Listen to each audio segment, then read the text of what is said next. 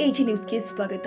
ಗುಳೇದಗುಡ್ಡ ನಗರದ ಲಕ್ಷ್ಮೀ ಸಹಕಾರಿ ಬ್ಯಾಂಕ್ ನಿಮಿತ್ತವಾಗಿ ಗುಳೇದಗುಡ್ಡ ಸನ್ 2024-25ನೇ ಬ್ಯಾಂಕಿನ 110ನೇ ವಾರ್ಷಿಕ ಸರ್ವ ಸದಸ್ಯರ ಸಭೆಯನ್ನ ಶ್ರೀ ಶಿವಕೃಪಾ ರಂಗಮಂದಿರದಲ್ಲಿ ಕಾರ್ಯಕ್ರಮವನ್ನು ನಡೆಸಲಾಗಿದೆ. ಲಕ್ಷ್ಮೀ ಸಹಕಾರಿ ಬ್ಯಾಂಕ್ ಗ್ರಾಹಕರ ಸಹಕಾರದಿಂದ 2024 ಮತ್ತು 2025ನೇ 1,51,04,000 ಲಾಭ ಗಳಿಸಿದೆ ಎಂದು ಲಕ್ಷ್ಮೀ ಸಹಕಾರಿ ಬ್ಯಾಂಕಿನ ಅಧ್ಯಕ್ಷರು ಆದ ಮಾಜಿ ಶಾಸಕರು ಆದ ರಾಜಶೇಖರ್ ಶೀಲವಂತರು ಸಭೆಯಲ್ಲಿ ಮಾತನಾಡಿದರು. ನಮ್ಮ ಲಕ್ಷ್ಮೀ ಸಹಕಾರಿ ಬ್ಯಾಂಕ್ ಡಿಜಿಟಲ್ ಬ್ಯಾಂಕಿಂಗ್, ಎಟಿಎಂ ಹಾಗೂ ಮೊಬೈಲ್ ಬ್ಯಾಂಕಿಂಗ್ ಸೌಲಭ್ಯ, ಐಎಂಪಿಎಸ್ ಸೌಲಭ್ಯ, ಯುಪಿಐ ಸೌಲಭ್ಯ ಹೊಂದಿದೆ. ಗ್ರಾಹಕರು, ಅದರಲ್ಲಿಯೂ ಯುವ ಗ್ರಾಹಕರ ಬಹುದಿನಗಳ ಬೇಡಿಕೆಯಾದ ಯುಪಿಐ ಸೌಲಭ್ಯವನ್ನ ಬ್ಯಾಂಕ್ನ ಹೊಂದಿದೆ. ಗ್ರಾಹಕರು ಉಳಿತಾಯ ಮತ್ತು ಚಾಲ್ತಿ ಖಾತೆಯನ್ನ UPI, WhatsApp, Paytm, Google pay, phone pay ವ್ಯವಹಾರ ಮಾಡಬಹುದಾಗಿದೆ ಎಂದು ತಿಳಿಸಿದ್ದಾರೆ.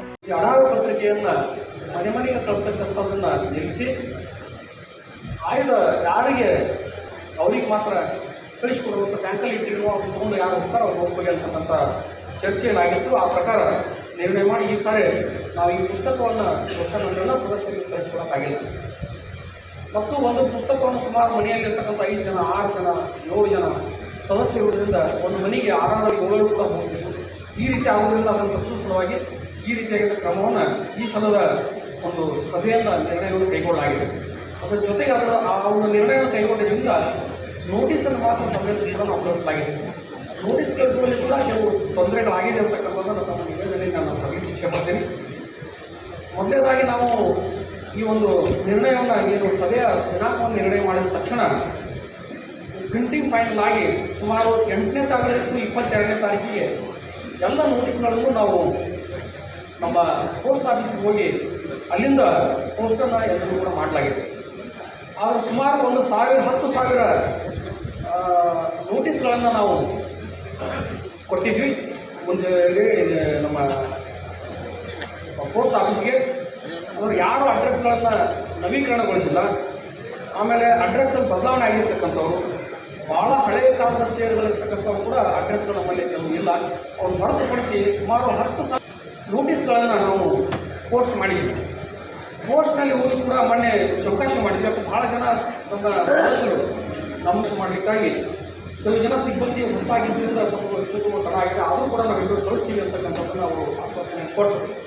ಆದಾಗ್ಯೂ ನಾವು ಇಷ್ಟಕ್ಕೆ ಬಿಡು ಸರಿಯಾದಂಥದ್ದು ಮೊಬೈಲ್ನಲ್ಲಿ ಎಲ್ಲರಿಗೂ ಕೂಡ ಮೆಸೇಜನ್ನು ಕಳಿಸ್ತಕ್ಕಂಥದ್ದು ಮಾಡಿದ್ವಿ. ಸುಮಾರು ಮೊಬೈಲ್ನಲ್ಲಿ ಮೆಸೇಜ್ ಕಳಿಸಿರ್ತಕ್ಕಂಥದ್ದು ಸುಮಾರು 7,737ರಷ್ಟು ನಾವು ಮೊಬೈಲನ್ನು ಕಳಿಸಿದ್ವಿ. ಯಾವ ನಮ್ಮ ಕಡೆ ನಂಬರು ಆದಾಗ್ಯೂ ಕೂಡ ಕೆಲವು ಸದಸ್ಯರಿಗೆ ಮೆಸೇಜ್ ಮುಟ್ಟಿರಲಿಕ್ಕಿಲ್ಲ, ತೊಂದರೆ ಆಗಿರ್ಬೋದು. ಅದಕ್ಕೆ ನಾವು ಮತ್ತೊಮ್ಮೆ ಸ್ವಲ್ಪ ವಿಷಾದವನ್ನು ವ್ಯಕ್ತಪಡಿಸ್ತೀವಿ. ಮುಂದಿನ ಸರಿ ಈ ಸಮಸ್ಯೆ ಆಗದಂತೆ ನಾವು ಮಾಡಬೇಕು, ಏನು ಕ್ರಮವನ್ನು ಕೈಗೊಳ್ಳಬೇಕು ಆ ಕ್ರಮವನ್ನು ನಾವು ಮುಂದಿನ ಸಲ ಕೈಗೊಳ್ತೀವಿ ಅಂತಕ್ಕಂಥದ್ದು ಕೂಡ ಪ್ರಥಮವಾಗಿ ತಮ್ಮ ತಿಳಿಸಿ ನಾವೆಲ್ಲ ಕಾರ್ಯಕ್ರಮಕ್ಕೆ ಬಂದು ಕಾರ್ಯಕ್ರಮದಲ್ಲಿ ಭಾಗವಹಿಸಿದ್ದಕ್ಕೆ ಮತ್ತೊಮ್ಮೆ ತಮ್ಮೆಲ್ಲರಿಗೂ ಪೂರ್ವವಾಗಿರ್ತಕ್ಕಂಥ ಸ್ವಾಗತವನ್ನು ಕೋರಿ ನನ್ನ ಮತ್ತೊಮ್ಮೆ ಎಲ್ಲ ಈ ಸಂದರ್ಭದಲ್ಲಿ ಅಧ್ಯಕ್ಷರು ಆದ ರಾಜಶೇಖರ್ ಶೀಲವಂತ, ಉಪಾಧ್ಯಕ್ಷರು ಆದ ಸಂವತ್ ಕುಮಾರ್ ಲಾಟಿ, ಸದಸ್ಯರು ಆದ ಕಮಲ್ ಕಿಶೋರ್ ಮಾಲಪಾಡಿ, ಮುರುಗೇಶ್ ರಾಜನಾಳ, ಪಿಎನ್ ಪವಾರ್, ಸಂಜು ಕಾರಕೂನ ಎಲ್ಲ ಸದಸ್ಯರು ಹಾಗೂ ಬ್ಯಾಂಕಿನ ಸಿಬ್ಬಂದಿ ವರ್ಗ ಉಪಸ್ಥಿತರಿದ್ದರು. ಕನ್ನಡಿಗರ ಮೆಚ್ಚಿನ ನಿಮ್ಮ ಎಜೆ 24/7 ನ್ಯೂಸ್ ಕನ್ನಡ ವಾಹಿನಿ ಇದೀಗ ಟಿವಿಯಲ್ಲಿ ಲಭ್ಯ. ವೇಳೆ ನೋಟಿಸ್ ಕೊಟ್ಟಿದ್ರೆ ವಾಪಸ್ ತಗೋತೀವಿ. ಇವತ್ತು ವಕ್ಫ್ ಪ್ರಾಪರ್ಟಿ ಅಂತೇಳಿ ಬರ್ತದೆ ಅಂತ ಹೇಳಿದ್ರೆ ರೈತರು ಬೀದಿಗೆ ಬಂದ್ರೆ ಏನ್ ಮಾಡ್ಬೇಕಾಗುತ್ತೆ? ಯಾರು ವೋಟ್ ಹಾಕಲಿಲ್ಲ ಅಂದ್ರೆ ಗ್ಯಾರಂಟಿನೆಲ್ಲ ಸ್ಟಾಪ್ ಮಾಡ್ಬಿಡ್ತೀವಿ.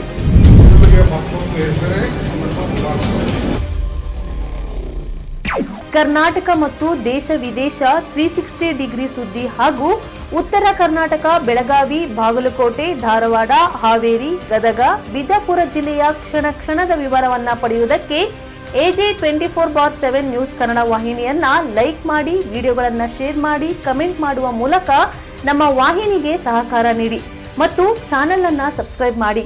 ಧನ್ಯವಾದಗಳು.